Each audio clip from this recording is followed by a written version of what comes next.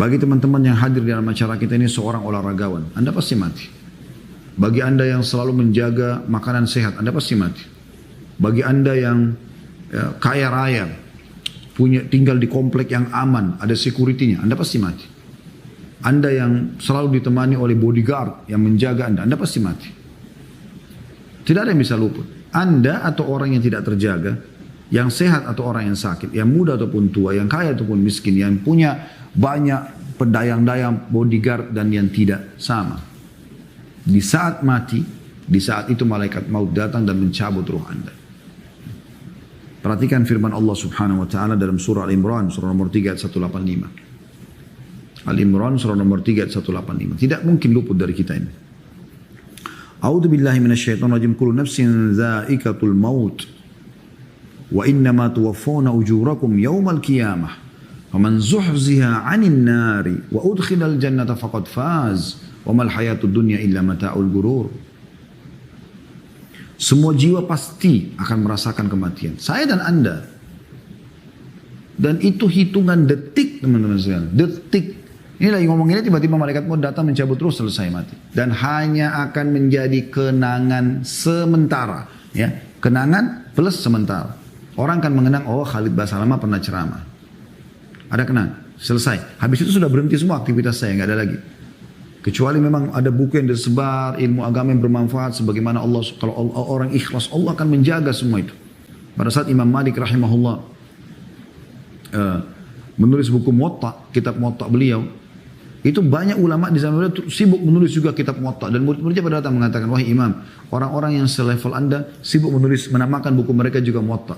Kata Imam Malik kalimat yang masyhur, maka lillahi fahuwa bak.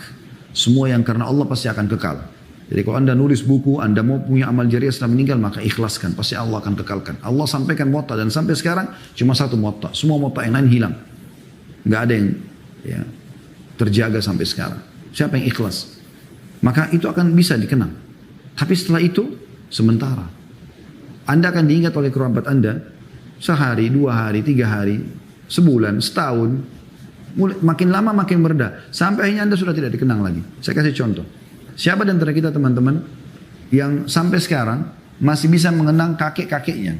Kakek kita saja belum tentu kita kenang. Saya sekarang tidak bisa mengingat semua apa yang kakek saya lakukan dari kebaikan saja. Enggak usah bicara keburukan. Insya Allah mudah-mudahan keburukannya dimaafkan Allah kalaupun ada. Tapi kebaikan saja kita nggak bisa ingat semuanya.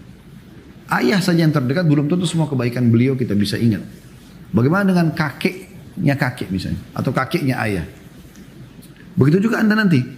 Anda akan dikenang mungkin oleh anak Anda, tapi tidak semuanya. Setelah itu cucu Anda sudah posisi kakek. Setelah itu cicit Anda sudah kakeknya ayahnya dan seterusnya. Tidak akan dikenang lagi. Oh si fulan saja namanya, iya, selesai. Yang membuat Anda bisa dikenang adalah amal soleh yang Anda kerjakan. Itu iya. Jadi nukil perbuatan-perbuatan amal soleh, tentang sholat malam yang Anda kerjakan, tentang sedekah, tentang ilmu yang bermanfaat Anda sebarkan. Itu yang bisa dikenang. Dan lucunya, ini yang justru banyak ditinggalkan oleh orang, yang justru akan membuat dia akan terkenang. Gitu. Ya. Bukan untuk supaya disebut-sebut setelah meninggal, karena tadi tidak mungkin kalau tanpa ikhlas. Gitu kan. Tapi keikhlasan Allah akan hidupkan semua amal-amal yang tadinya dirahasiakan oleh seorang mukmin semasa hidupnya setelah dia meninggal.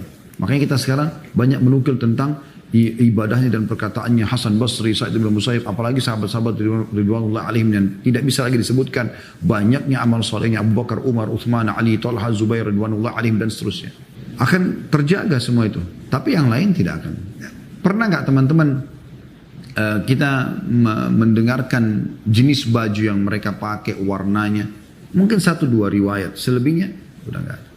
Makanan kesukaannya ya, tapi orang sudah tidak pikir lagi bagaimana sih dulu bumbunya itu, orang sudah nggak pikir itu.